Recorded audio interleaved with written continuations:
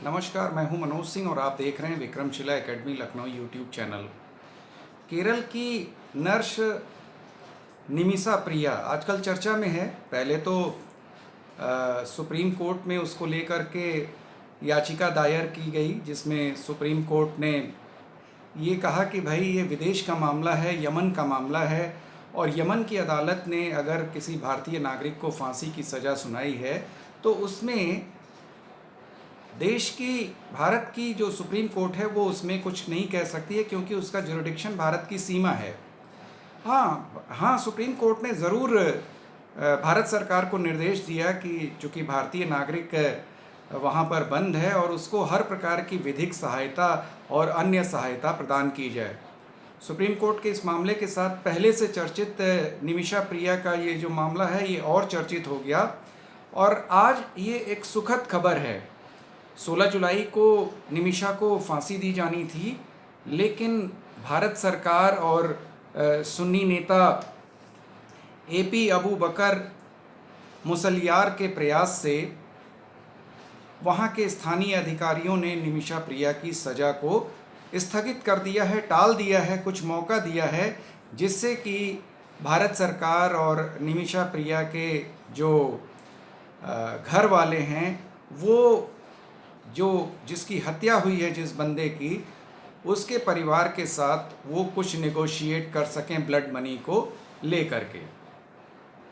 तो निमिषा बंद है यमन की राजधानी सना में, और सुप्रीम कोर्ट में जाने के बाद ये मामला पूरे भारत में चर्चा का विषय बन गया। थोड़ा सा इसकी पृष्ठभूमि में हम लोग जाते हैं। जैसा कि केरल में वहाँ की नर्सों या जो वहाँ पे जो ट्रेंड नर्सें हैं वो विदेशों में काफ़ी जाती हैं, विशेषकर जो खाड़ी देश हैं, गल्फ कंट्रीज़ हैं, वहाँ पर वो काफ़ी जाती हैं, और वहाँ पर उनको अच्छा वेतन, अच्छी सैलरी और अच्छी सुविधाएं मिलती हैं। निमिषा प्रिया भी ट्रेंड नर्स थी, यमन गई वो एक अच्छे भविष्य के लिए। बाद में उसका हस्बैंड भी वहाँ पर चला गया, जो कुछ इलेक्ट्रीशियन के हेल्पर के तौर पे वहाँ पर काम कर रहा था।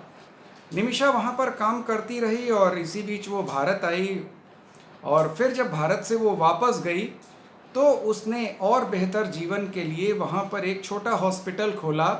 चूँकि वहाँ पर कोई विदेशी नागरिक कोई हॉस्पिटल या कोई इस तरह का बिजनेस नहीं कर सकता था, तो उसने वहाँ पर अपने संपर्क में रहने वाले एक यमनी नागरिक तलाल महदी के साथ पार्टनरशिप में उसने हॉस्पिटल खोला। अब शुरू में तो सब ठीक चला, लेकिन बाद में दोनों में पटी नहीं। जो तलाल महदी, जो उसका पार्टनर था, उसने उसका शोषण करना शुरू कर दिया, और बिज़नेस में जो भी प्रॉफिट या मार्जिन आता था वो हड़प लेता था। इस चीज़ को लेकर के निमिषा और तलाल में मतभेद हो गए। तलाल ने, चूँकि वो प्रभावशाली था, पैसे वाला था, उसने निमिषा के पासपोर्ट को अपने पास रख लिया, जिससे कि निमिषा यमन छोड़ न सके, भारत न जा सके। निमिषा ने काफ़ी प्रयास किया, लेकिन वो सफल नहीं रही अपना पासपोर्ट लेने में। चूँकि वो एक ट्रेंड नर्स थी, तो एक दिन उसने अपना पासपोर्ट हासिल करने के लिए अपने दिमाग के हिसाब से उसने बेहोशी का इंजेक्शन तलाल को लगा दिया। लेकिन निमिषा की किस्मत खराब, ओवरडोज हो गया उस बेहोशी के इंजेक्शन का। हालांकि निमिषा का मात्र उद्देश्य था कि तलाल बेहोश हो जाए और उसके पास से वो पासपोर्ट हासिल करके वो भारत निकल जाए, यमन छोड़ दे, और तलाल के चक्रव्यूह से वो बच जाए। लेकिन ओवरडोज होने की वजह से तलाल की मौत हो गई, और ये मामला फूट गया। और ये मामला था 2017 में। वहाँ की यमन की अदालत में, चूँकि शरिया कानून वहाँ पर चलता है, यमन की अदालत में मामला चला। 2020 में निमिषा को मौत की सज़ा सुना दी गई।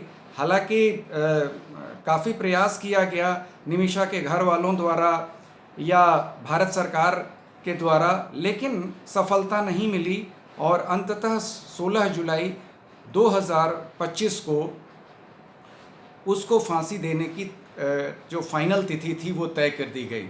इधर भारत में उसको छुड़ाने के लिए तमाम प्रयास हुए, क्राउड फंडिंग और तमाम चीज़ें की गईं जिससे कि उसको फांसी की सज़ा से बचाया जा सके।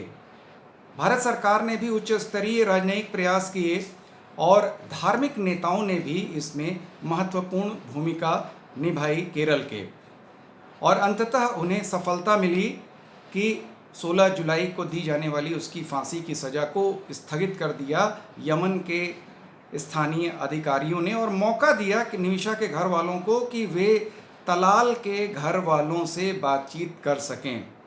दरअसल यमन में शरिया कानून लागू है और शरिया कानून ये कहता है कि अगर जिसकी मृत्यु हुई हो या हत्या हुई हो, अगर उसके घर वाले चाहें तो ब्लड मनी ले करके वे आरोपी को माफ़ कर सकते हैं अदालत की सज़ा के बाद भी। तो अब कोशिश ये की जा रही है कि जो तलाल के घर वाले हैं वो ब्लड मनी ले करके निमिषा को माफ़ कर सकें, क्योंकि निमिषा कोई पेशेवर हत्यारिन नहीं थी, परिस्थितियों की मारी हुई थी। एक लड़की थी जो अपना सुनहरा भविष्य बनाने के लिए केरल से यमन गई थी, तो उसको लेकर के भारत में भी काफ़ी सिंपैथी है, विशेषकर केरल में उसको लेकर के तमाम पूजा पाठ किए जा रहे हैं।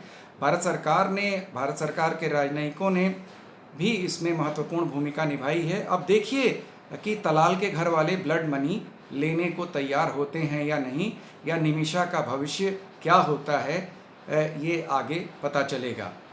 तो आज के वीडियो में बस इतना ही। आपसे अनुरोध है कि Vikramshila academy Lucknow YouTube channel को अधिक से अधिक सब्सक्राइब करें, लाइक करें और शेयर करें। नमस्कार, जय हिंद, जय भारत।